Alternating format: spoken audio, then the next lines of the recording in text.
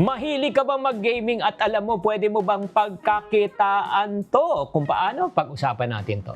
Hi there, this is Shinkitan, your pambansang world coach. Nako, mahilig ka ba maglaro ng Mobile Legends, Valorant, Genshin Impact, o kahit ng anong online gaming? Nako, alam mo, pwede itong pagkakitaan sa panahon po ngayon. Yes! Kasi lumalaki na po ang gaming industry. Hindi na ito libangan, ha? O itatandaan nyo, may streaming na. Pag nag-stream kayo, pwede kayong bayaran ng mga mga social media, may esports, may content creation, may online selling. Ibig sabihin, lumalaki na rin ang opportunity ng mga gamers. Pero tatandaan, hindi lahat na mahilig maglaro ay kikita.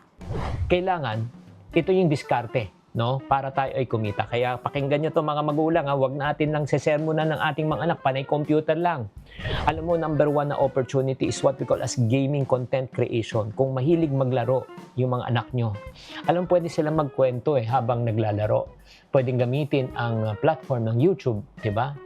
Facebook, TikTok, di ba? Hindi mo kailangan maging pro player, kailangan lang maging entertaining ka para panuoy ka at habang nanonood na mo-monetize ng mga ibang gamer yan.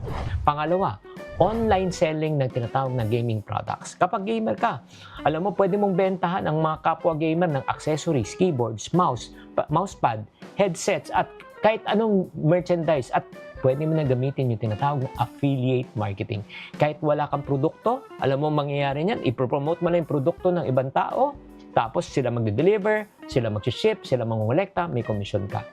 Pangatlo, may tinatawag na game credits or digital products. Maraming kumikinta sa pagbebenta ng game credits, gift cards, or top-up services.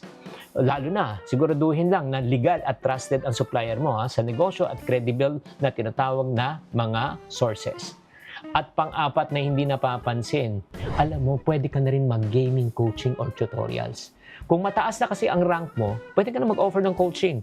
May mga taong willing na magbayad para matuto at gumaling sa kanilang gaming skills.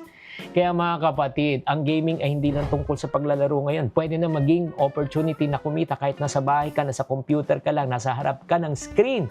Nako, pwede na gamitin ang iyong passion at hobby para ito ay pagkakakitaan.